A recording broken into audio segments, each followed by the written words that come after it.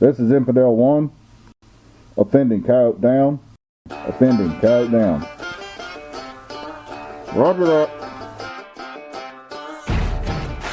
Welcome to Trapping Radio. We're proud, organic, free-range, wild fur farmers of North America. Let me tell you a little story about how I was raised. Everyday work, everyday pray. God, family, friends, yeah, everybody sins. A winner never quits, and a quitter never wins. Help folks in need, don't fall for greed. A jealous man is weak, so think before you speak. If you love them, let them know. If you hate, let it go. Fast can be fun, but sometimes you need slow. God is all good, the devil is so real. So listen up, y'all, cause this is how I feel.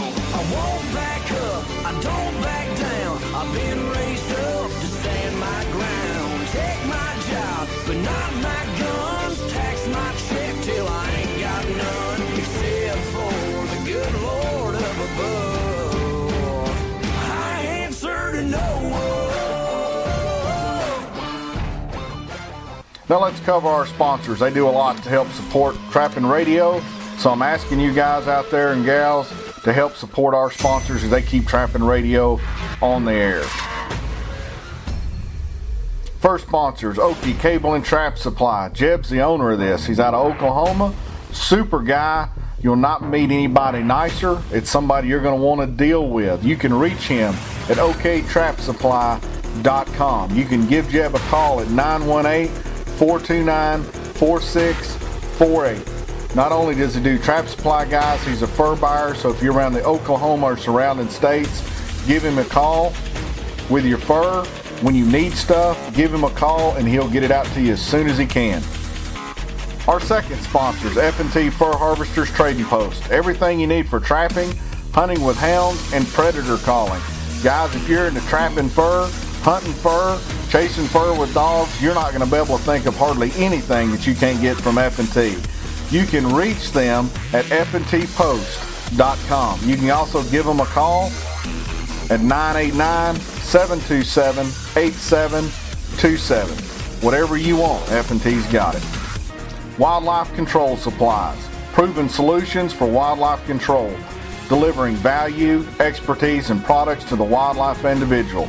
If you're in the ADC business, control business, even fur trapping, you need to look at these guys' website. Top-notch company, have everything you would want, even the odd stuff that ADC guys are looking for. You can reach them at wildlifecontrolsupplies.com.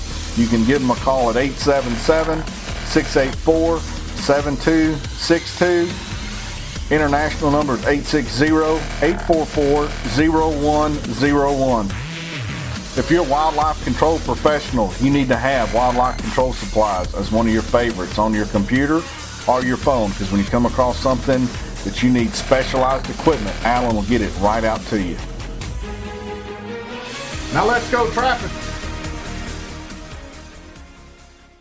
See, I'm a flag-flying, Bible-toting son of a gun. Yeah, I'm hell on the heart, just a rebel on the run. Scared, don't know it. Fear, don't feel it. The truth is the light. Sometimes you gotta fight. Good beats bad, right beats wrong. I'm a barroom preacher, and this is my song. I'm climbing for the top, representing for the country. I'm the people's champ, right out to deer camp. Shotgun toter, Republican voter. Hank Jr. supporter, let's protect our border. To hell with anyone who don't believe in the USA. Cause this is what I say. I won't back up, I don't back down. I've been raised up to stand my ground. Take my job, but not my guns. Tax my check till I ain't got. Hello everyone, this is Clint Locklear with Trapping Across America. I have got, who are you?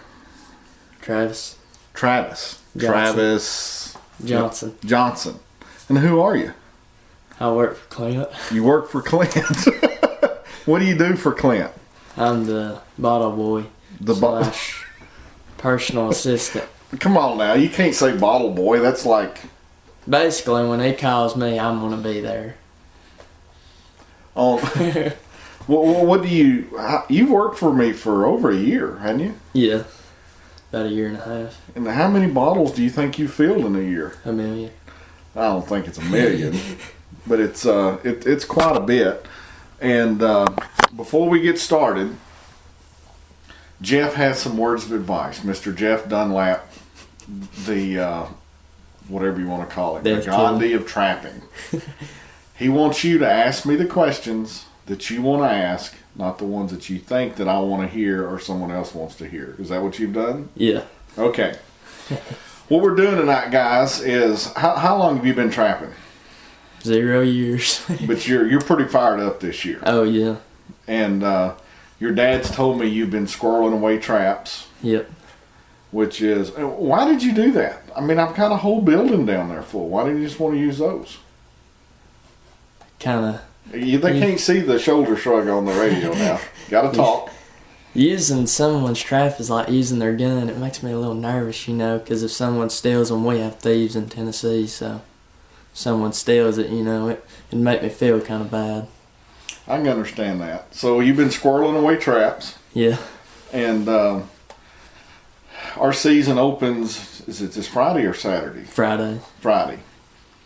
And you're to say you're fired up is an understatement. Oh, yeah. Oh, yeah. You done threatened your mom you're going to quit school. Yeah.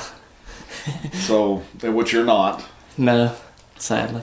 Sadly. Oh, okay. And then, so what I asked you, because you're asking questions all the time, which is totally fine. I'm cool with that. You know that. Yeah. But you kept asking questions, and I'm like, why don't you write down, how many did I tell you to write down? 20. I don't know if we'll get to all of them, but 20 questions. What you're most interested with first from someone that hasn't trapped, but you've been to a convention, you've heard me talking to different people, you've been out with me filming a few times, so I don't know exactly whatever it is. And you're like what, 45, 46? Huh? 45, 46 years old. Yeah. How old are you? I'm 17. 17. Okay, so my brain at 45 or 46, whatever I am at, I'm probably not thinking the same way that you are. It's not different. It's just different. I mean, it's just different. And but there's so many new people that's coming into trapping. I thought it would be entertaining and interesting for you to ask me, and I don't know what these questions are. I have no idea what you're going to ask. So you're going to ask me a question, and then we're going to work through whatever it is that you're somewhat curious about. And if you ask me something I don't know, then we'll have to call up Jeff, I guess. But all right. But before we get there, I've got a word game. A word game that I want to play with you. Uh-oh. Now, you you don't get the full effect of the lure shed because I don't do skunk in here very often. I do it up so it doesn't smell so bad, because, and what you don't know last night, that overly powering crazy smell you smell right now, yeah, that's all the aspetida that I did while you were gone, because I had to drive you home for being high from doing that. So you don't get all the smells, but you definitely know what federales. Oh yeah. So the word game is, I'm going to say a word, and what first comes to your mind. Raunchy. Federales is raunchy. Raunchy. What about gator bait? Gator bait. It's nasty. Now, I think it's worse than federales, honestly. Do you really? Yeah, it's braunchy. Now, what about primal paste bait? Because I know you say something about it every single time. Yeah, it makes me, the nose run a little bit, but Boss dog. oh, skunkified. Skunkified. And you've never really done that XXX, so I can't ask you that. Yeah. Now, what do you think of Cat Collector? It's got a weird odor to it, but I could see why cats like it, It's strong. So we've got raunchy and what's the other words you use? Skunkified, braunchy. Braunchy. Now what's braunchy? Worse than raunchy. But what's the B? Bad. Bad. Okay. Okay. So you're planning on before school this year to trap. I mean, you talked your mom and dad into it. 4 o'clock in the morning. 4 o'clock in the morning, which is good for you. And then after the first of the year, you're basically going to get paid to trap. Yeah. because the school is going to let you out to do a job. Yeah, they better. And I know good and well you ain't going to come here till you run traps. So you're going to be out of school trapping, which I think's cool. Yeah. Okay. So you're going to ask me questions. I don't know what they are. Number one, go for it. Alright, I'm a big deer hunter, and I ain't gonna lie, I use the Primos scent killer and stuff like that. Would I use it, in trapping? Would it give me an advantage, or is it waste of money, or what? How are you planning on using it? Just spraying it on my hands and stuff, and, all over my body that way, because I don't know if coyotes, can they smell like deer? They smell better than deer. Oh. So, would it be... So what do you think that the Primo scent killer does? Well, I know they do it to make money, but they do it that way. Because when you spray it on you, it's odorless. It takes away all the, smells off of your, coats and stuff. So that way deer don't smell you. So, You believe that? Yeah. Do you? Okay. I would say probably not, and the reason is that stuff is, and we talked a little bit about this last week. It's just basically baking soda and water. So if you felt the need to do that, you can go get some baking soda and mix it with some water. and baking soda does somewhat kill odor. I mean, it does. There's no doubt. I don't think that it's going to make any difference, and the reason is. Newer trappers,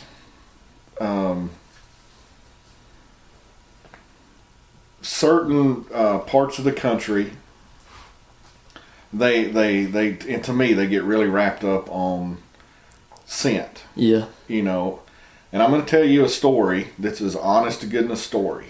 The first time that I went out to Craig O'Gorman, which I know you don't know, but he's probably one of, if not the best coyote trappers of my generation. Really? I mean, he even other trappers. I mean, that he's the man.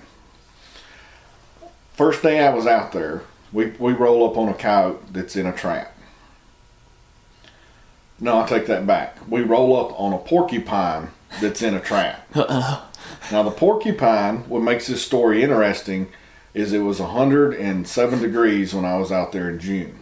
Goodness. He was running which is legal out there, a 3 or a 5 day check. I don't know which one. So that animal was melted, literally, on top of the trap. Holy cow. It was purple and green and maggots and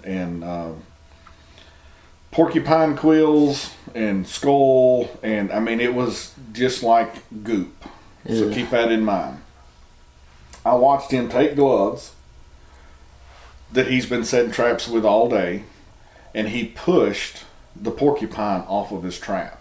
You couldn't pick it up. There wasn't nothing to pick up. Yeah. So he just pushed this goop off of his trap, and it's sticking to it. So have you ever seen the slime? Oh yeah. It's what it looked like. And he took the dirt and he kind of scraped it around on the jaws, reset the trap on a coyote that is so sensitive. Yeah.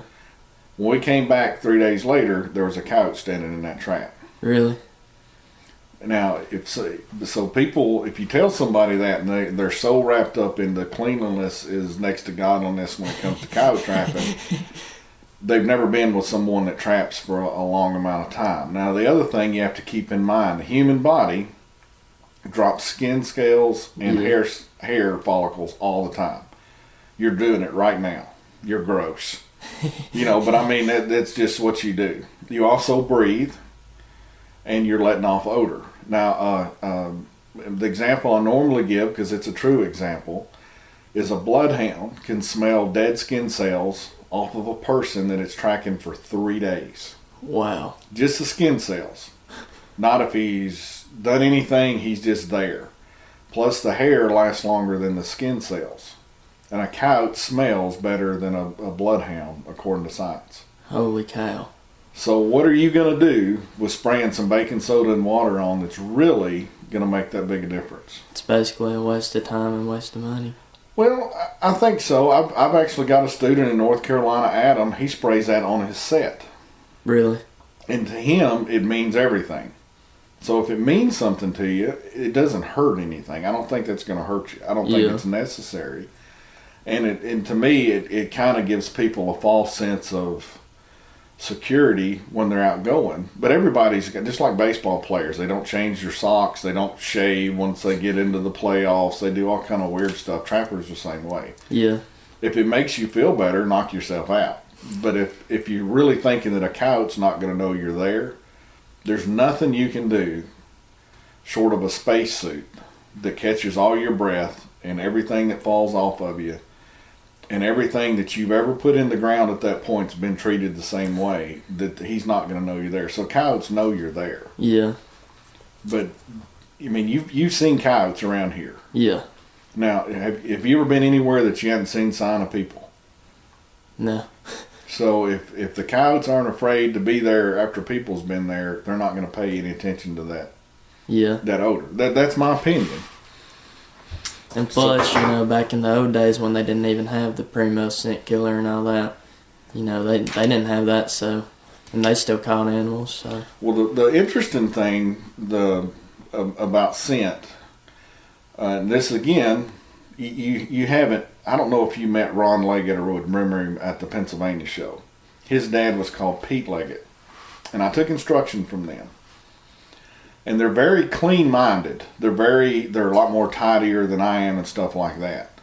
But if you said anything about human scent around Pete, which is Ron's dad, he would straddle a dirt hole and pee in it, and then take a big wad of Red Man and put down the hole, and you'd have a fox the next day. Really? And, you know, they're kind of like the gurus of fox trapping. Of course, Pete's not with us anymore, but that was his way of explaining human scent when it comes to animals. So, being new, don't get wrapped up into that. You know, you don't want to be eating a Hardee's biscuit and wipe the mustard and the grease off on the trap. I mean, you don't want to do something like that, but don't get so tore up on the scent, because they're going to know you're there. Your goal is to have a presentation of whatever set you're using, where even though they know you're there, they're still going to want whatever you put there.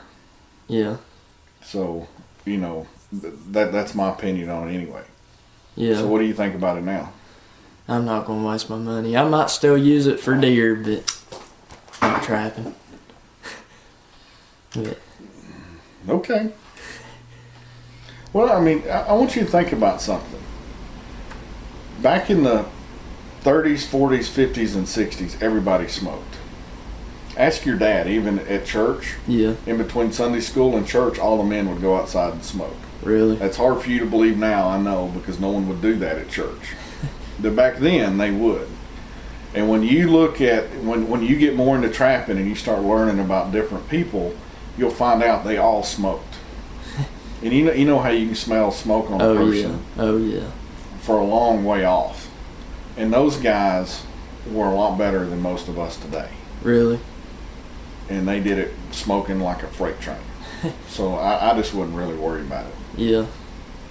But I know at the convention, you know, some people, they ask you about that. And, well, you know, it's I tell you, from my personal opinion, Travis, the reason people get so wrapped up on scent is they've got to have something to fall back on when they don't catch. Oh, yeah. It's not the set or the location or the time of year or their presentation or the trap is bedded right or it's blended right or they used something a coyote or a fox or a coon wants to really work.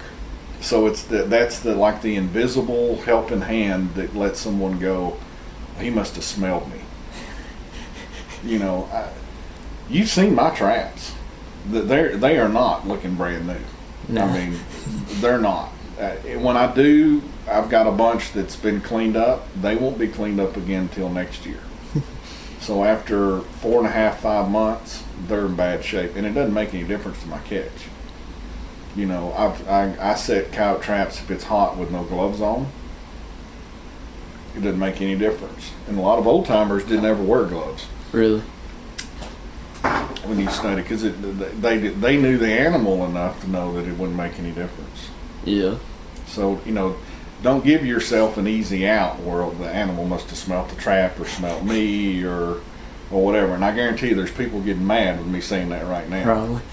But it's always, and you look back at some of the books in the 20s and 30s, they were trying to hide the human scent so much they would boil a trap in blood.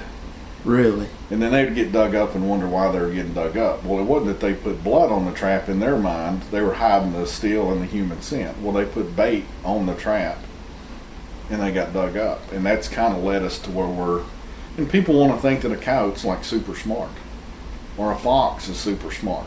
Yeah. And what did I tell you today about a red fox? They're easy to trap. Easy to trap. Yeah. So what's the next question? How do you trap in the thick hardwoods? Like, I got a lease, and in the hardwoods, how would you do it? Well, you talking about where to put the trap? Is that what you mean? You got to think, and are you referring to like coyotes, bobcats? Coyotes. Coyotes. Yeah. You got to think in terms of travel way, and just like you, if I were to drop you off somewhere on one side of that property and go over to the other side of the property and you're going to meet up with me, how would you get to that other side of the property? Start walking. Well, yeah, but how would you do it? I mean, what would be the first thing you'd be looking for? If I put you off in the nastiest honeysuckle and blackberry thicket up there where it's cutting your skin and you can't move, what's the first thing you're going to do? I'd be trying to get out of there, trying to look for clear stuff. What do you mean by clear stuff? Like, not as thick. Somewhere you can walk. Yeah. And then you're probably going to either end up on a deer trail or a road or a four-wheeler trail, because it allows you to move through that quicker. Now, coyotes, just by their nature, they don't pounce around like a red fox. Like you can put a trap in a 10-acre field for a red fox, he's going to find it. He's going to know every square foot of that field before he leaves. He's trying to find mice and worms and everything else. So he goes over every bit of it. Coyotes are cruisers, and cruiser is just like someone that's running a marathon. They're not sprinting, but they ain't walking, and they go from one point to the other. And what they're doing when they're cruising is they're trying to get something to jump, kind of like your beagles do. Yeah. They're smelling because they trust their nose, but they're moving at a good clip, trying to get something to move, whether it be a small deer, a rabbit, a squirrel, or whatever. And then if they come across something that smells good, they'll investigate it. But that's how they hunt. They move. Yeah. So what you're going to be looking for is how will they move through this property. Okay. And if you look at a Google map of that property, you have maps that come with it? Yeah. Okay. Google Earth and Google Maps. We'll set that up, and then let's just make it easy and say it's a square. Yeah. And is it a square? It's pretty close to a square. Okay. Like.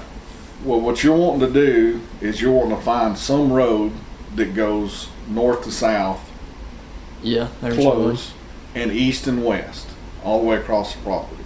Okay. And what I would do is I would get on especially running at night, running before school, you're going to have a lot of stuff that you're just not going to be very fast when you first start. Yeah. You're going to want to be, and you're going to think you're going to be, but you're not. So I would pick whatever road you come to first, if it's north and south, east or west or whatever, and I would start on that road and run all the way to the end of the property. Okay. So when you come across a four-wheeler trail, you put in a trap. Okay. When you come across a big game trail, you put in a trap. When it crosses another big road, you put in a trap.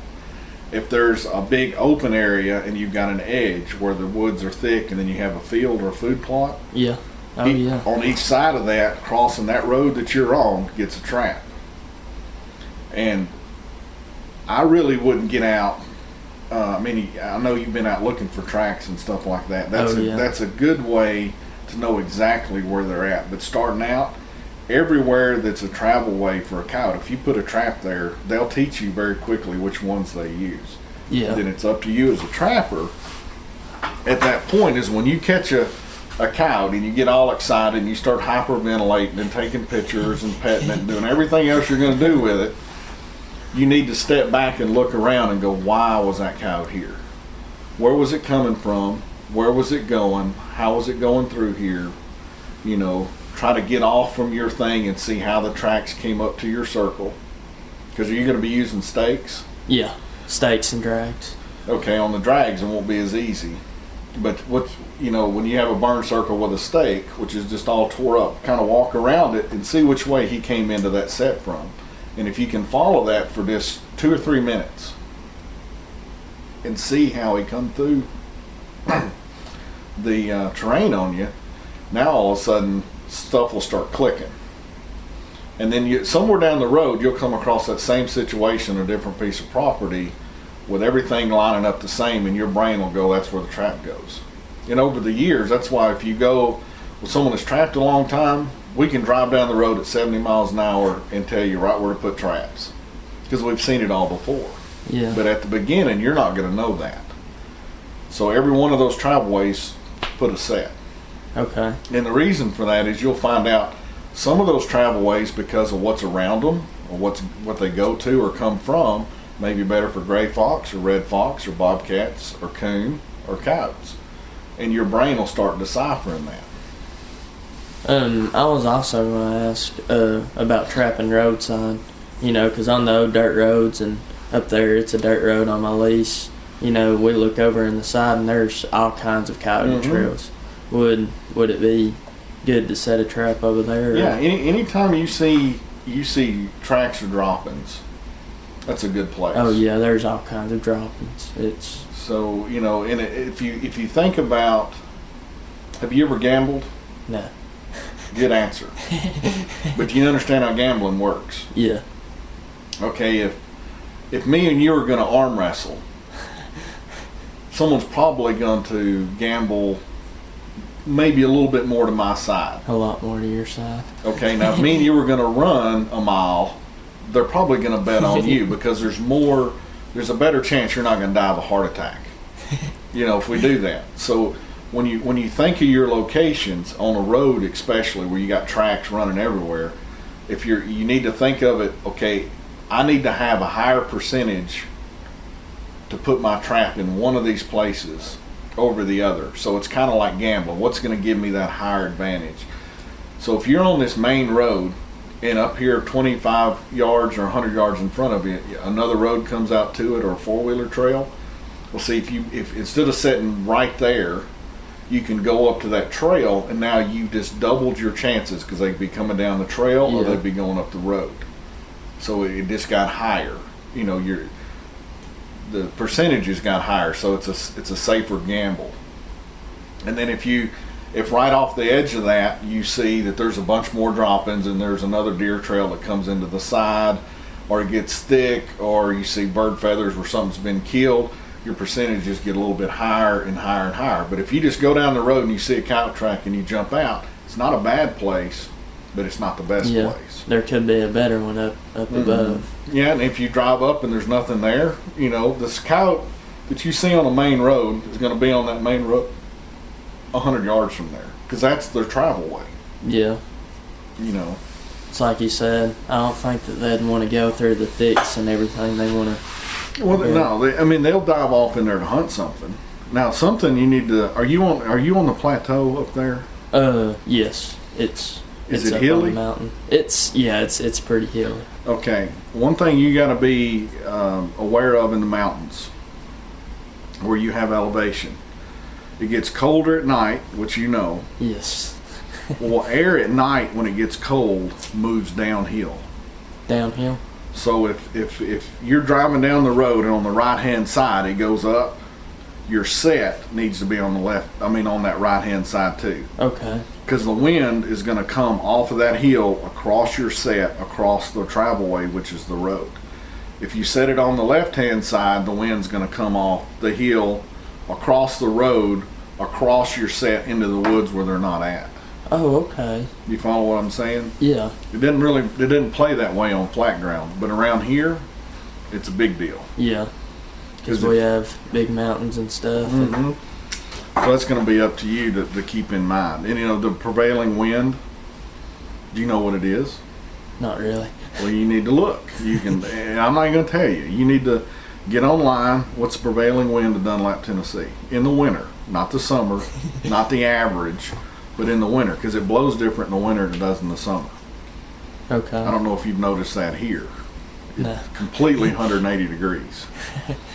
So you'll need to know that. So if there's not hills, and say that the wind is, I'm going to give you a wrong direction just for the simple fact that you've got to look it up. But say coming out of the northwest, that's the way the wind's coming. Well, then if you're in a road and it's northwest to your right, you want your set on the right-hand side of the road. So that scent blows across the road. Okay, I see what you're saying. But, you want me to look up, what was it called again? You need to know the prevailing wind during the winter. All right. In East Tennessee, Sequatchie County. There's plenty of sites that'll tell you what it is, but you need to do that. Yeah, it'd be an advantage. And you'll remember it. Yeah. You want me to go on question number 3? If you're ready. All right. If I'm trapping on someone's farm or up on the lease, how could I, make sure that no one gets their foot stuck in a trap or something, What size traps are you using? I think they're 2.5s. I'm about to get some 3s. Okay, so that size, depending on the trap, is max of 6.5-inch jaw spread. Unless you got toddlers running around, no one can get caught in a trap. Okay. Should I flag it up though, like put orange flags or? If you want to lose them. Oh, all right. And once people find a trap with flag in front of it, they're going to be looking for the flag. Yeah. Okay. But what if up on the lease, I don't believe no one will steal anything? Could it hurt anything? It's not going to hurt. I wouldn't put it right at the set. I'd put it across the road or something that you got to keep a pattern. Like if I do flag and I'm going to set it on the trap on the right-hand side of the road, I may put the flag on the left-hand side back this way maybe 20 feet. But I know in my mind when I come to that flag, the trap's 20 feet up here on the right. Do you see what I'm saying? Yeah. You don't put it right at the set, because even though you think no one's going to steal from you up there, They probably will. they just won't be able to stand it. Yeah. If you put it right across the road, as soon as they correlate those two, they just go to the flag and look over. Yeah. And just starting off trapping, to be honest, your sets are going to be pretty rough and they're going to be obvious once someone sees them. That's just the part of getting started. So there's no big deal there. But if you can not flag them, you're better off. Okay. If you get into using a GPS, you're much better off. Okay. So that way, unless an animal's in the trap, that person's not going to ever know to stop and look. Yeah. That's true. But so get a Garmin. Well, I mean, I'm not saying you have to, but if you get used to using one, I don't. My memory, I can tell you every trap I set last year, even Texas. I can in order. That's pretty impressive. But if you're not that type person, then you'll need to have some system. Some people will write it down. Yeah, that's probably what I'll do. Pass Gopher Hill Road, 100 yards up on the right next to the pine tree, there's a dirt hole. And if people do, they'll write that down. Yeah. If you need to do that. The GPS, once you get used to one, if you go back to Trapping Radio where I talked to Joey Van Dyke, he talks about how he's using his GPS. Yeah. But his particular one is just hitting a button. Oh. So then you can, and what's cool about the GPS or a map, if you went that far and really knew how to read one, but I'm not going to say anything about the public school system in this this thing, so we ain't going to go there. But if you had a GPS and you can find some little techie geek guy that can put that on Google for you, so you can match the two. You can then look at the end of the season and start seeing patterns. So you may look on there, You know, on that whole road, I only caught 2 coons, 6 possums, and 1 coyote. Well, on this other road that went the other direction, I caught 4 coyotes, 18 coon, 3 red fox, and a gray fox.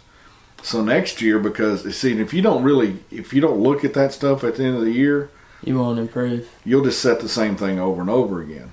And you may go, well, really, where I caught that coyote, that road hooks up to this other road. So next year, maybe I'll just trap that road and get another piece of property so I can double the amount of ground without the double amount of time. Okay. So the GPS is, I think you'd be better off if you got used to using one. Yeah. But what if I'm trapping on a farm? Would being close to cows, would it hurt me in any way, or would it help, or what would it do? Cows are, it's not going to hurt you except for the cows will snap your traps off. Oh. So they're very curious. Some of the stuff that's in the lures is very attractive to cows, unfortunately.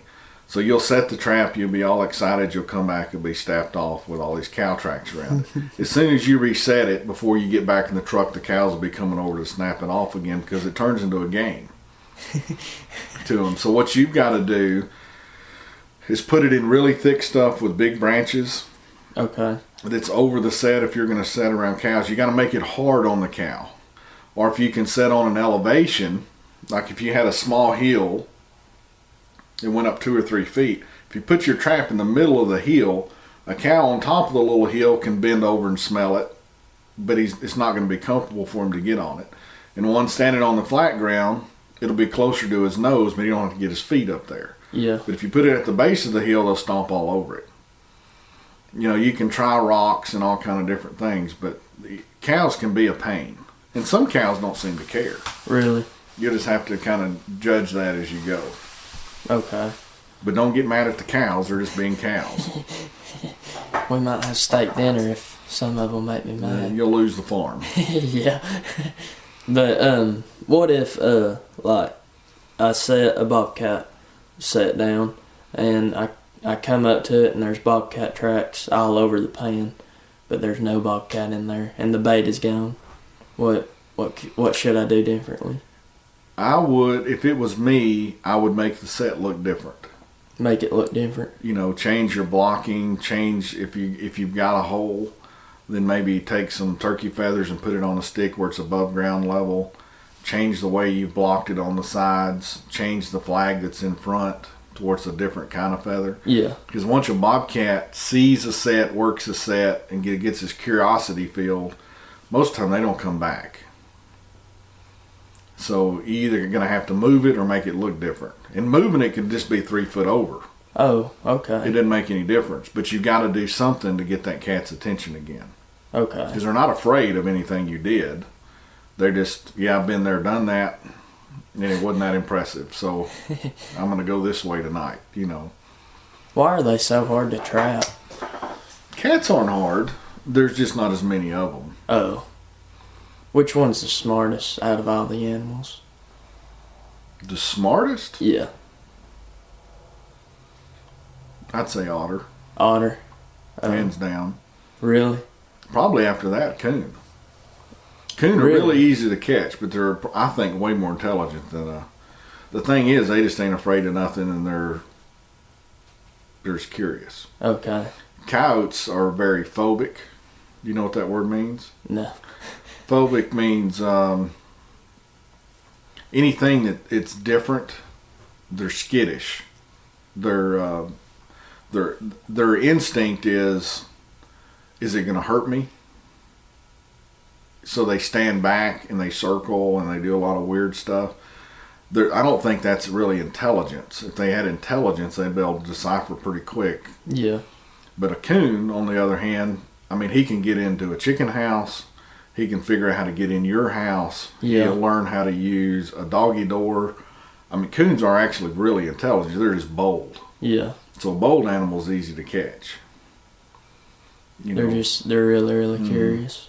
But I remember you telling me that if you was me, I would do a lot of water trapping because Getting started, yeah. yeah, But if otter's the smartest one, would that make them harder? Well, to I would catch? start with raccoons and beaver.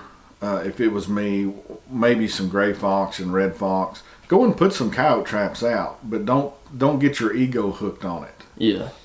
Coyote trapping's an interesting thing. The first 30 or 50 are hard. After that, they get really easy. They're the same animals, but you change, not them. You know, and when you first get started in trapping, you think, well, if I just do this, then they can't stand it and they'll get caught. Then you'll find out really quick that that's not the case. And water trapping is not so much of a waiting game, because, I mean, you're probably not the most patient person that I know. Nope. So, you know, if you put out a good coyote set, as you get older, it's easier because it doesn't bother you to leave it sit there for 2 weeks. But as you're younger, that just grates your nerve, you know. But if you put out some coyote sets and you got to wait on them, but you're still picking up some beaver and coon and some, you know, red fox or gray fox or something like that, then you're always hopping and you're happy. Yeah. And then when you catch a coyote, you're happy about it, but it's not like you just went out and set coyote traps. Because I think a lot of young trappers, they watch this stuff on TV and on videos, and you know they watch video. I know you've watched a lot of my videos, the DVDs, and you see somebody do that, and you automatically go into, well, if I just do that. But see, the thing with trapping is it's not just the set. It's where it's at. It's the time of year. It's the presentation, how well it's blended or not blended. All these different things come into play that you just don't recognize when you first start. So it can be really frustrating. Yeah. What about trapping in the rain? Well, being in Tennessee, you're gonna have to suck it up. But the fewer dirt holes you do, like if you use the portable pockets, Yeah. rain ain't gonna make no difference to you if you're using peat moss. Okay. It's completely irrelevant at that point. But if you use a standard dirt hole every time it rains, you're out of business. Oh. Which is every week. Yeah. You can go with flat sets, which handle rain a whole lot better, but you're still not totally protected, you know. And you'll learn that the farther you can get away from using dirt over your trap, the better off you are in the mud and the rain. Okay. But you don't see that very much on DVDs. Yeah. Because DVDs are always shot on the most perfect day of the year with the best soil quality and everything else. But you don't find that in the real world. Yeah. So you gotta use peat moss. If there's any type of vegetation around you, use grass clippings or shredded leaves, stuff like that. And then it doesn't matter what it does as far as rain. What's going to aggravate you more than anything is temperatures like right now, and it starts freezing. Because you can put salt on it, you know, and that'll help you. You can get into using glycol and water or urine, and that'll help you to a point. But the freezing and thawing that we get here is what the biggest problem is. Yeah. I was going to ask you, what about ice? Yeah, I mean, there's nothing you can do for ice. Yeah, just break it and... Yeah, just reset it back or wait till it warms up. Yeah. Like you'll find if you want to trap coyotes, you'll find you'll be better off learning how to snare. Snare. Okay. And I mean, have you seen the high performance snaring? Yeah, I've seen some of your YouTube videos. I ain't seen the high performance. I'll give you a copy of that and take that home and watch that with your dad. Okay. Because then it doesn't matter if it's wet or it's cold or wind's blowing or anything. You put them on trails, which you'll learn some trails you don't put on but once, or you're going to be catching stuff you don't want to catch. We'll leave it at that. And then you'll learn there's trails that other stuff work on, and it's a lot less technical to snare. Really? And you can have a lot better results. Is it faster? Oh yeah, especially starting. Yeah. I mean, you watch me put in a coyote trap, and I'm done in like 3 minutes, you know. And if you're putting one next to me when you get started, that's a 30-minute process if you're lucky. Yeah. You know, and that's just the reality of it, because you don't have muscle memory in your hands. You haven't done it enough, you know, to really just be smooth. So you're jerky and you're going back to the truck to get stuff, and that's just reality. Yeah. You know, you see someone that sets traps all the time that, you know, you get frustrated. Yeah. You know, so, and the snaring is something that's quick. You know, you like the places where you almost jumped in the river with a raccoon last year. Those trails I was setting. Yeah. No, I was using dog proofs, but coyotes, bobcats, coon, fox, everything use those same trails. And you could set the trails up with the snares, and then it doesn't really matter what the weather does. Okay. But about coons, like, would it increase my chance to catch them one if I put it close to the Squatchy River or any other water source? Not necessarily, but that's an easy way to learn to start. But you're not going to catch big coon next to water. Okay. Not here. They just don't. It's a juvenile thing. I mean, it's the only time you catch big coon around here next to the winter is going to be like February. February. That's it. You start out Saturday putting dog proofs all up and down the rivers here, which you'll definitely catch coon, but they're going to be tiny. Yeah. And they're not going to be as prime yet. And if you go up to where, I mean, the best thing to do with coon is like when you're driving down the road and you see one hit, pull over to the side of the road and figure out why he's there. Yeah, I know. Yeah. We got one out there. But why was that coon there? I guarantee you there was some form of structure that coon was going from somewhere to somewhere. There'll be a row of trees or a fence row or a culvert or something like that. There'll be a travel way. Yeah. And that's the same whether you're in the woods or you're next to fields. They just look different, but it's the same principle. And once you kind of figure that out, then you can go anywhere, because you should start on the water, I believe, because I think it's a good training thing. Yeah. And the water hides a lot of sins as far as when you put in pocket sets and DPs and stuff like that. But there's very few big coon numbers men that are water trappers. You know, it's most people go back to the water because it's easier and you don't have to learn as much. Yeah. I mean, I know where your brain's at, so you're gonna want to learn how to dryland coon trap. Like tomorrow when you're coming to work, Mm-hmm. when you go back, you know where Fletcher's is at, Fletcher's. the trucking company. Oh yeah, yeah. Okay, and you come off Fletcher's, you got that creek, then you Yeah. got that cornfield. Yeah, yeah. Okay, now between that and that other field, you're gonna see a tree line that comes almost to the road. There's been a guy deer hunting there lately. Oh yeah, yeah. That right there. Yeah.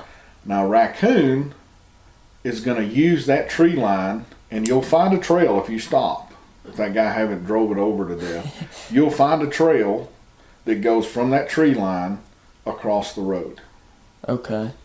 And the fox, the coons, the coyotes, everything will use that. Now, there is water on the other end of that, but that's not the reason the coon are there. They're coming off that ridge, and they're going through this other cornfield over here. Okay.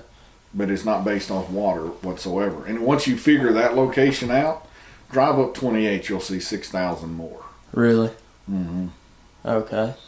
Now, what if I did this? I kind of thought a little bit about this one, but if it's about a week or two before the season even starts, and you don't put your traps out and you just do like dirt hole sets, or you get a portable pocket and you put bait inside it, and you see that coyotes or fox or raccoon are coming up and getting your bait, and then when it comes trapping season and you put your traps down, do you think that they'll be not as skittish to come up and get the bait? To a point. I wouldn't do that with commercial stuff.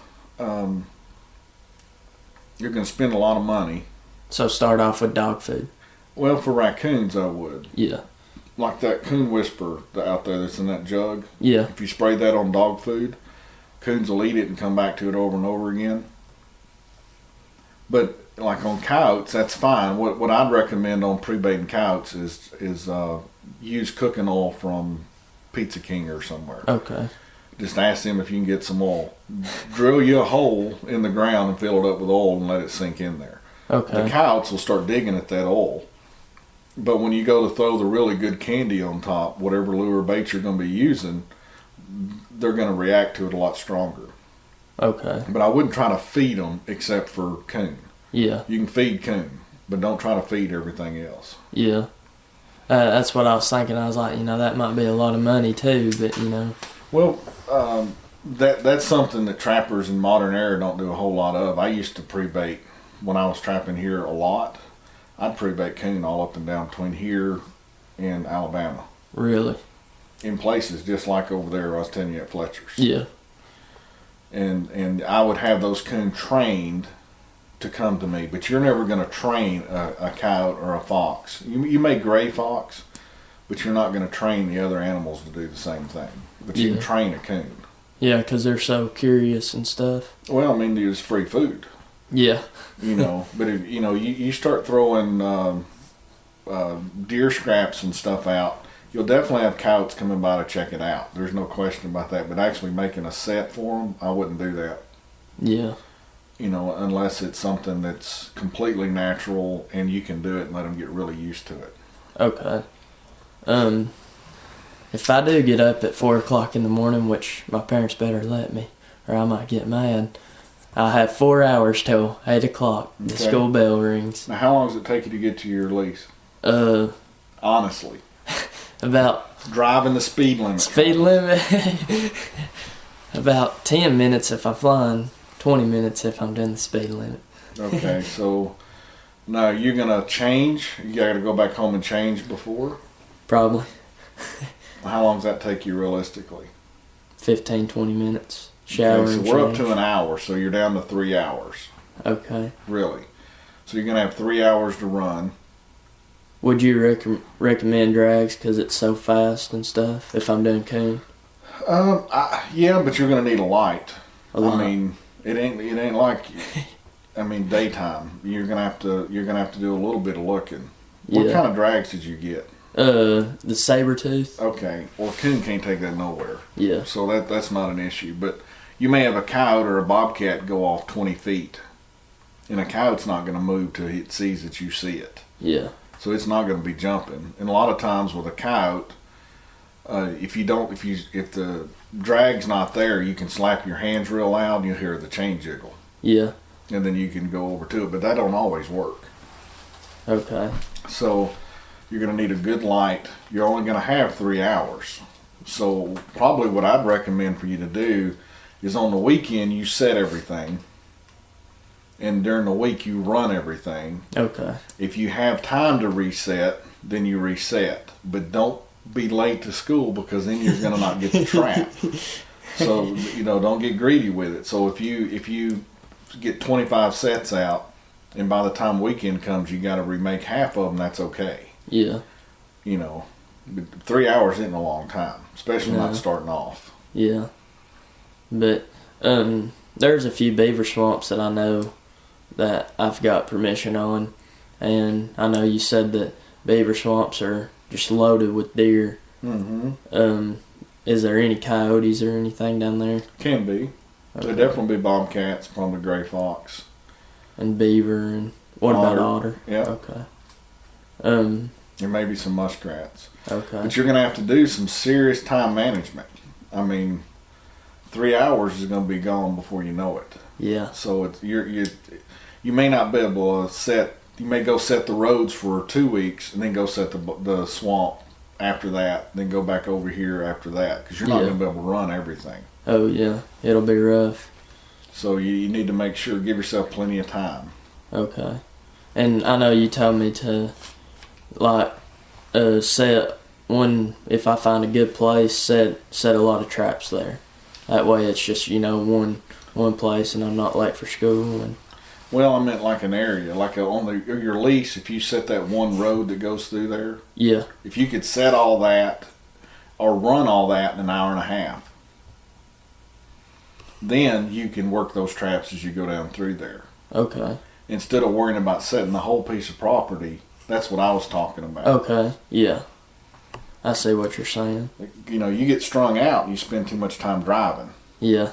Your goals would be trapping. Yeah.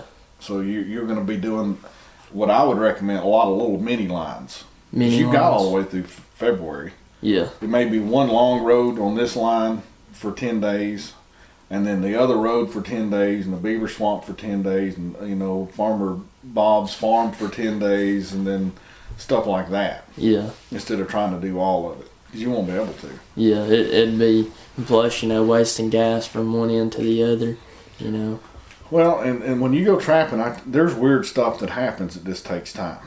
You'll have beaver get caught up in stumps that you're being in a hurry, and it'll frustrate you because you can't get it out in time. Yeah. And stuff will be out in the water. I mean, just weird stuff happens. You got to plan for weird stuff on a schedule. I mean, when I go and do it, it doesn't matter. You got the it doesn't matter. experience. Well, no, it doesn't matter. I'm not on a time schedule. Yeah, that's true. So if it takes, I can go for 14 hours a day. Yeah. So I've got 14 hours to do whatever I need to do out there, where you're on 3. Yeah. Dang. 3 hours. It's not long. Yeah. That's why it'd be good if I could do, some sort of summer school. Because, hey, I like being out in the wintertime. Snow days. Well, I mean, they give you a chance to get caught up when you do, if you can get to where you need to get. Yeah. But I know good and well Mama's not going to let you go out there if it's frozen ice everywhere. Yeah. Is there any chance that, the trap pan would be frozen to the ground if it gets too cold? The jaws probably will be. Okay. Yeah, I didn't know if it's, around here, because, it's not negative 30 degrees around here, but it does get kind of cold, so. Well, you get 3 or 4 days of 20 degrees, they're going to be frozen. That's when you have to go to, the easiest way is just salt. Put a little Salt. bit in the bottom of your bed and a little bit over the top. Okay. Now, what about, especially in water trapping, if you have a 330 and an otter or beaver comes by and you trap him? I forgot where I heard this, but I heard that not to take the animal out if the trap is frozen to the fur. It will rip the fur off. Yeah, but you're not, that's true, but you're not going to have that much. If Okay. it's in the water, just dunk it under the water. The hair's going to thaw out instantly. Oh, okay. What that's normally referring to are people that are martin or fisher trapping. Okay. They're upstate New York. It's 10 below zero, and Yeah. Yeah, you don't do that. Yeah. But I know where an old house is up in the woods. Would coons stay around it for shelter and stuff? Possibly, especially later in the year. Okay. Is the later part of the year best for trapping? Not necessarily. I mean, now your cow trapping is going to get a lot more difficult in about January because they're going to start breeding. Okay. Your cat trapping gets better later in the year because you have more toms moving around, greater distance.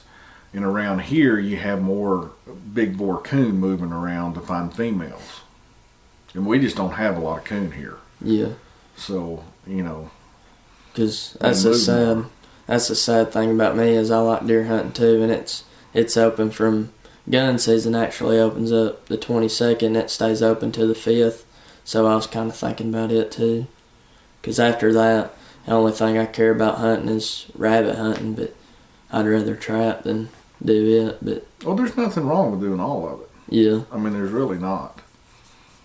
But one good thing about trapping that you can't do in deer hunting is deer hunting, you go out there, you waste a little bit of time if you don't do anything, or if you don't kill anything. Trapping, right now if you had traps out, something could, be, Could. catching it. So deer hunting, you gotta be Let me ask you a question. You put out 20 traps. What do you think's going to happen? maybe 4 out of all them 20 might get something. I can see we're going to have to do another interview at the end of this thing. It can. I mean, as long as if you were beaver trapping and coon trapping and you were on animals, Yeah. if you plan to do that with coyotes every day, no. No. Is there going to be any days that I won't catch anything? Dude, there's days I don't catch anything. And I maybe have 100 pieces of equipment out. There's days I don't Really? catch anything. Yeah. That's just trapping. Yeah. I'm glad you're preparing me. Well, I mean, it's Hoping, just, I mean, Well, the thing that I see a lot, and I get all these emails and stuff, is someone puts out 20 traps. Yeah. And in 3 days, they're like ready to commit Harry Carey because they haven't caught a coyote yet. Yeah. Well, for one, guys that catch a lot of coyotes, none of them set 20 traps. So you're automatically at a disadvantage. And even guys that set a lot of traps, 6, 8, 10 coyotes a day is kicking butt. But if you think about someone that's running an honest 100 to 150 traps or 300 snares for 6, you drop that down to 20. Well, they're not catching 10, 15 coyotes a day. There's days they only catch 1 or 2. No. So you drop the percentages down from 20, and you're just at a huge disadvantage. Because animals don't have to mess with your trap, and they're not going to be there every day.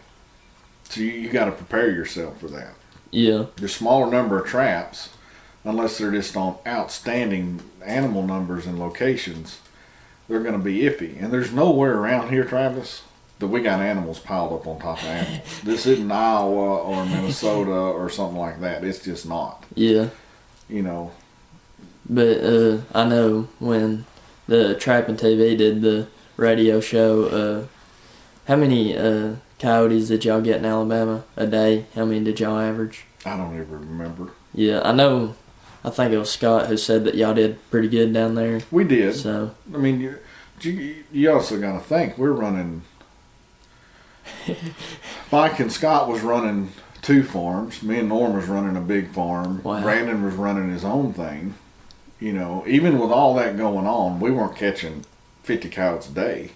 wow. I mean, it just doesn't work out that way. Yeah. You know, it just. I mean, you get into mink trapping. Most guys that honestly run in mink trapping, you can run 300 traps in decent weather like we normally get around here. If you do a daily average of what they catch, it's like 1.2. Yeah. Now, there'll be days they catch 16 or 18. But you need that for the days that you ain't caught nothing, you know, for your daily average. You know, you catch, like an example, let me get the calculator. What's, say you're going to catch a lot of raccoons. What is a lot of raccoons to you? 25. Wait, are you talking about it in For a whole year. Oh, What would you just think would be just amazing? a Hondo. 100. 100. Okay. Let's see, let's see, 29 days in a month. Times 4 months. It's 116 days. For you to catch 100 raccoons, you got to catch, I don't know how to do that one. Less than a coon a day. Wow. You have your 100 coon. Yeah. And at the end of the year, see, this is where people get screwed up. You show a picture of 100 coons, or even 300 coons. It's just take it out there. Say you catch 300 coons. Yeah. Now, what are all your buddies at school going to do if you show them a picture of 300 coons? What are they going to visualize in their mind? Holy cow, that's a lot of coon. And I mean, you're like catching 20, 30, 50 a day. Yeah. I mean, you're going out there and dragging them out of trees and cars and everything else. There's coon everywhere, right? I mean, when you think 300 coon, Yeah. You think that they're everywhere. that's 3 a day. Wow. On our trapping season, that's 3 a day. Dang. How many? Brandon, he got 700 and something coon last year. How many was it for him? I don't know how many days. I'd have to know how many days he trapped. Yeah. You know, on the coon. He does his a lot quicker, but he's running, just knowing Brandon, a crap load of traps. Yeah. So I'd see on Facebook pictures of him. The bed of his truck was just piled up with them. And you know, you can't compare yourself to Brandon because you're He's running got- 3 hours and Yeah. he's running 18 hours. Yeah. He starts at dark and finishes at dark. You know, and to be honest, you don't want to catch that many coon. Yeah. That's a When are you lot gonna of put ski. 'em- When are you going to put them up? Yeah. Weekends. Well, Sunday you can't fun hold day. them. I mean, you can't hold them like that. So you're going to have to at least skin them every Yeah. other day. Sunday fun day would be the skinning day. You know, so I mean, but you can't. on your daily catch, what you'll find out is sometimes you'll be disappointed. Ain't nothing going on. You keep hammering day after day after day. At the end of the season, you'll be shocked what you catch. Even just starting, you'll Really? be shocked what you catch. Just keep hammering away because you've got all that season to do it in. Okay. I mean, if you like to you, I mean, you're talking catching. If you caught 50 coyotes, you'd be like the hero of everybody in high school. Oh yeah. Well, that's like catching one every 3 days. Wow. You know, but when you think of 50, it's a lot. Yeah. But yeah, that I didn't think of it like that. That's a good way to think of it. You know, you're just starting out. Just try to catch something every day. Yeah. If you catch something every day, you're going to have a good season. And that I'm telling you, that's the way you need to look at it. Just starting out, don't try to. You just want to catch something every day. Even if it's a possum. Exactly. Catch something every day. Yeah. Well, after 120 days, that's 120 of something. Yeah. You know, there's going to be days that the moon will be aligned right, and the humidity's going to be right, and the temperature's going to be falling just right. Right. And you'll have a 3 or 4 probably really good days. You're going to think that you're like bulletproof. And, you know, it's a great feeling. But it's not always like that. Yeah. That's just part of trapping. Mm-hmm. But If you get caught up on what you're doing every day, I'm telling you, you'll be miserable. really. But like, have you ever seen people play golf? I love golf, and they go out there and they keep messing up, and they're screaming, hollering, breaking clubs. Yeah. That's what trappers are when they're trying to be something with the situation that they're not. Like comparing with Brandon. Yeah. That's probably something I shouldn't do. No, you don't even need to compare yourself to Brandon. You know, you can catch, I guarantee you in 5 years you could catch as many as Brandon. I have no doubt in my mind. But you're not going to do it in 3 hours. Yeah. And you're not going to do it here No. either. Brandon couldn't do that here. You know, you could somewhere down the road. I mean, I've done over 100 coyotes several years here. I've done close to 100 bobcats here. You know, and then you throw in 40, 50 gray fox, and you can do 300 or 400 beaver, and all that can be Yeah. in one season. But still, it's not, you know, superhero pictures every day. Yeah. And beavers, you know, they're everywhere. So Well, you'd think so till you go to start trapping them. really. Yeah. But you can still, just in between, I haven't really trapped that much in Bledsoe County, but Sequatchie County, Marion County, I mean, I've done over 1,100. Wow. That's crazy. So Yeah. they're definitely there. Yeah. So Well, what other questions you got? Because you got to get back to work the bottle in here in a minute. Yeah. What should I do if I see a trap rust? Just brush it off. Brush it off. What about dipping it in that stuff that? You could, but I wouldn't get too tore up about it. If just a little bit of rust, I wouldn't worry about. If it starts getting really orange and thick and crusted and just nasty looking, you'll need to get that off and redip it or something. Okay. If you're worried so much about rust that you're spending all your time dipping and scraping, you ain't trapping. Yeah. You know, that's something you do not in trapping season. Yeah. Summertime. Mm-hmm. Yeah. It's not always about the looks, I guess. So. No. Where's the best place to shoot or dispatch coyotes and fox and all that? I'm going to have to show you on fox. I've never really shot a fox behind the shoulder, but I would say that would probably work. Coyotes definitely behind the Yeah. shoulder, so you don't have the blood mess. Coon, just a little bit above their eyes Yeah. in the head. You're better off, I'm telling you, just go and shoot a gray fox. He's way harder to kill than a coyote. Really? So you're better off to do that. What I do with red fox is physically with my hands break their neck. Goodness. Don't know if you've got the butt behind you to do that yet. What about a baseball bat? No, you don't need to be beating stuff. I mean, you don't want to go down that road. Yeah. You know, if I know there's a lot of guys in some states with really weird gun laws, and they have to do that, and they may, you know, I don't think it's inhumane. You smack a coon on the head and it just dead. I don't see anything wrong with that. Where I think the issue of using that technique to dispatch stuff with everybody's got one of these cell phones, Yeah. you know, and Miss Soccer Mom that wants to get in everybody's business happens to be driving down the road and sees you out there and you're swinging a club. Uh-oh.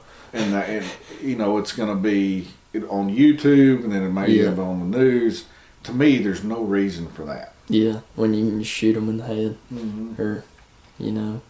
But how come blood, like you said, shoot a coyote behind the shoulder because less blood?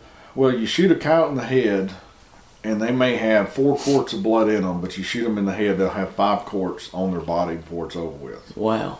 I mean, it's a mess. It's a hard. You just don't want to go there. Yeah. I mean, in the summertime, I shoot them in the head because I'm not skinning them. But if I'm skinning them, you shoot them behind the shoulder, just like a deer. Yeah. And in about a minute and a half, they just fall over and they're dead. And you may have 2 drops of blood. No big deal. Shoot them in the head.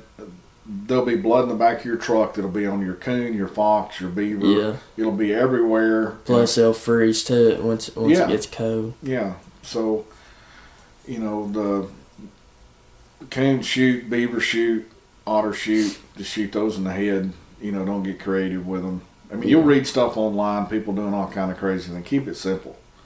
As you get older and you get more experienced, and because you're going to have, just like you did the first time you filmed that coon. You filmed the coon for me. Yeah. Yeah, your adrenaline's going to be up. You're going to be nervous. You're thinking it's going to have 6-foot fangs and tear you up. That's just part of it. And then Yeah. eventually you'll get to where it's no big deal. And then you can react a little bit different. But at Yeah. the beginning, you know, for one, stuff will hurt you. A coon will hurt you. I've had a friend that's been in the emergency room twice from a red fox Wow. getting bit. You know, trying to handle them and stuff like that. And it's, the new thing right now on YouTube and Facebook is Catching them barehanded. Yeah. I've seen that on the Trap and Talk. I'm thinking, what in the world is going on, boys? Well, see, that's someone that doesn't understand or think about risk. Yeah. Now, to make the video for someone to watch and go, well, that's a really cool dude, and if they actually get bit one time, and now they're getting rabies shots, Yeah. and they're all festered up, and they're not trapping, what good was that video? Nothing. It's not worth the risk. Yeah. And if I got bit, oh Lord have mercy, I would never hear from my mama. I would never hear the There's end no of it. reason to take that risk. There's just not, you know. And as the internet, people are going to get crazier and crazier because people are fighting for attention so bad they do stuff just like that. Yeah. You know. And shoot them with a 22. Mm-hmm. Okay. Now, what about skunks? If I run up on a skunk, I don't want to be sprayed. Well, you want to be upwind. Upwind. You need to get out of the truck before and make sure you know which way the wind's blowing. And my advice is to shoot it in the shoulder once or twice. Go on and check the rest of your traps and deal with it the next day. Okay. He's gonna spray. He's gonna spray. He's gonna spray. You know, you don't want the reason I say upwind, because even if you spray him, those molecules will get on your truck and on you and everything else. Yeah. You know, I'm sure you're a decent enough shot, shoot him at 25, 30 yards away off the hood of the truck, a couple of times right behind the shoulder, let him do his thing. Now, that trap you may have to take down to a creek if it's got spray all over it. Set it in the running water for 3 or 4 days and you can go back to using it. Okay. I know you said that you don't like catching possums. I mean, it's Not better really. than nothing, but how come, like, are they not worth anything, or are they a pain in the butt, or? Well, I mean, some of yours are actually worth pretty good. I don't like the smell of them. Oh, I mean, really? which is funny with all this crap we got in here. I don't like the smell of possum. Really? I don't. Coyotes, I heard that they're the worst, though. I ain't never skinned one, It's a different worse. Really? It's different. Is it kind of like the spray stuff, how it smells good? It's a federalis type thing, but it smells good? No, it's just a smell I just don't personally don't like. You know, and for one, I'm not trapping for possum. You know, possum get up to $10 a piece, I'll be a possum trapper. But if, you know, But if I spent the time to put in a coyote set or a bobcat set, I'd rather see a bobcat or a Yeah. coyote there. Yeah, the reason why I'm asking is because, up on the lease, we got a lot of turkey and possums are bad on turkeys. Well, then I So- would target possum. Yeah, I'm just basically going to target whatever. I just want I'm to catch telling you, your something. first year, just be happy you catch stuff. Yeah, And and don't look at it. Don't rank your animals like inches on a deer. You just be happy you're catching stuff. yeah. Yeah, so, out of everything, what's your advice to me? Have fun, Have fun seriously, and pay attention. and don't give up. Yeah. You may just triggered something on me on that. What do you mean by don't give up? If I'm having I have a feeling you're about to make me go on a rant. the worst week ever, the worst week ever, I'm not catching nothing but terrible possums, and that might be just one of them a week. Don't give up. And what do you mean by don't give up? Be very specific. Don't I throw feel away a the rant going on. don't throw away the traps. Don't keep Well, keep at it. what would your response be? Say you got out your line, and you just ain't catching nothing. So what do you think the best response should be? Try harder. Try harder how? All you got to do is No, seriously, try harder how? What? spend more time at it. At what? Trapping. Trapping like you've been trapping. Yeah. Put Okay, that's more. stupid. Pay attention more. Well, not necessarily. That could be. Listen to what I'm saying, and I know this is on here, but I'm serious, Travis. Listen to what I'm saying. People say winners never quit. Yeah. Whoever says that's a moron. And if your dad has told you that, I'm sorry. I don't know. He's But winners quit all the time because winners, when something is not working, they change it. okay. People that don't ever get any better never quit because they never change anything. They just keep doing the same thing over and over again. If you went out and you just really got your butt kicked, bad, well, man, you'll go up there and I'll give you guidance. I'm not going to tell you what to do. I'm with you. I'm definitely not going to tell you what to do, but I'll give you guidance, and then you change what wasn't working. Yeah. It could be your locations or where your sets are, or because you didn't catch anything every day, you're putting more lure in the hole. So, something that a lot of new guys do. Stuff like that is what you change. Just keep doing the same thing over and go harder because winners don't quit, and you never give up. That's stupid. Yeah. That's how you get hyperthermia. Well, I mean, Permeated or you whatever don't- it's called. You don't get any better that way. If you're running dirt holes, a basic dirt hole, and you get your butt kicked day after day after day, and at the end of the season you're running the same dirt hole day after day after day, getting your butt. That's borderline insanity. Yeah. Then you start looking. Well, maybe this, for whatever reason, no matter what you've read, this don't work. So let's try flat sets, or let's try different locations, Yeah. or bigger holes, or deeper holes, or no pattern, or having a bigger pattern, or More camo. something. Yeah, you got to change all the time. Yeah. And it's not so much a quit or not quit type thing. It's being smart about it. Yeah. Work smarter, not harder. Mm-hmm. But what colors do I need to color my traps? Whatever you want. What's your favorite color? Or camo. Orange or camo? It doesn't Camo. matter. But like, it's telling me you said something on the radio show. Well, a that's while body back. grips. Yeah. You said something on it. Don't do white because it'll attract more possums. Oh, that's dog proofs. Yeah. Yeah. I wouldn't paint my dog proofs white. You'll catch more possums and skunks. Now up there, you may want to paint yours white so you catch more possums Yeah. and skunk for your turkey. You know, see that then you're targeting something for a reason. But if I was just trying to raccoon trap, I wouldn't have a white trap. Okay. But what you put on a coyote trap, if you're a big orange fan, dude, paint them big orange. It doesn't matter. It's under the dirt. Yeah. It really doesn't. You know, if you're into hip hop, paint them gold. Get jiggy with it out there. It doesn't make any difference. I'm good. You're good. Yeah. Well, one last question before. Alrighty. Let's see here. Let's see.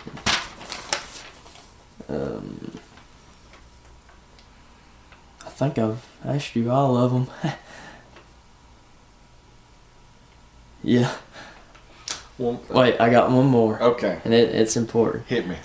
If the weather gets too cold, does animals just quit moving? Here they will. Really? Mm-hmm. What's the perfect temperature? About perfect temperature around here is probably 38 to 25 at night and about 45 during the day. Okay. That's when stuff really gets turned on. If you're water trapping, your coon will quit going in the water here if it starts freezing. Beaver with shelf ice and otter won't move at all. So Really? you just got to wait it out Okay. because they're not used to it. But when you first get, you know, like we were last week, we're in shorts one day and the next day Yeah. it's 20 degrees. Yeah. That may work, but if it dropped down to 10 like it did last year, there ain't nothing moving around here. Really? They're in shock. And it'll take them 3, 4, 5 days before they get so hungry they have to do something. Yeah. When I went trapping with you last year, we went to those beaver swamps, and you didn't catch anything until like 3 days after that. And you told me that you didn't think that they was moving because it was too cold. Mm-hmm. Yeah, it's just where we're at. You know, you go up north, and those animals are used to it. They just rock and roll pretty much all the time. You know, but there again, we can catch stuff in bigger numbers, like on coyotes when it's 70 degrees. Yeah. Or if you put a northern Michigan coyote at 70 degrees, he ain't going nowhere because he'll die of heat exhaustion because he's too big and he's got too much hair. So everywhere's got its pluses and its minus, you know, on that. So but we don't normally get cold. I mean, I can't remember ever having 2 weeks of what we just went through. Yeah. Never. That was. You know, we'll be at, you know, we were down, I think it was 19 last night or night before. With wind chill, it felt like they were saying like 11. Yeah. Yeah, but in 4 days, it's supposed to be high in the 60s and low in the 30s. Well, that's perfect trapping weather. Yeah. But when you went down to Texas, how hot did you say it was? Well, it gets over 100, Wow. but it's over 100 there 8 months out of the year. Do they move better when it's hotter? Or? They do down there, actually, yeah. When the temperature in Texas gets down in the 40s and a few times in the 30s, Yeah. you might as well just eat a bigger breakfast and take a nap. There ain't nothing moving. Coyotes, cats, nothing. But when that temperature down there, the perfect nighttime temperature down there is about 65. Really? Yeah, because I'm always thinking about deer, I ain't gonna lie. I'm always saying, well, deer's going to be moving when it's really cold. So is coyotes and coon and everything going Coyotes to do that? will more. Coyotes and cats will more. But everything else around here seems to slow down. Yeah. And where deer is, But coyotes as soon as will that be. temperature starts creeping up, they start hammering it. Okay. You know, so you may have a few slow days, and then you'll have, 2 or 3 really good days. And the way our winter cycle, it's like that all winter long. Yeah. Yeah, it's hot one day, cold the next. Makes me mad. So how many animals are you going to catch? As much as possible. Anything. Good answer. Yeah. At the end of the season or towards the middle of the season, depends on how this is going. We may check in on you and see what you're doing. Alrighty. Maybe I'll have a few deer up on the table. Right now it's kind of... Let's just hope the trapping season goes a whole lot better than what deer season is going for me right now. It probably will. Yeah. I think you're going to probably do better than you think and not as good as you think at the same time. Yeah. Because you just don't know. Yeah, I No. ain't got the experience or anything, but But just have fun and really pay attention to what's around you when you're out there, and you'll be surprised what you pick up pretty quick. yeah, you gotta be out there with them to learn. So, Mhm. but yeah, I'm excited about it this year. It's got me pumped up. I can tell. Yeah. Well, I appreciate it, man. Alrighty.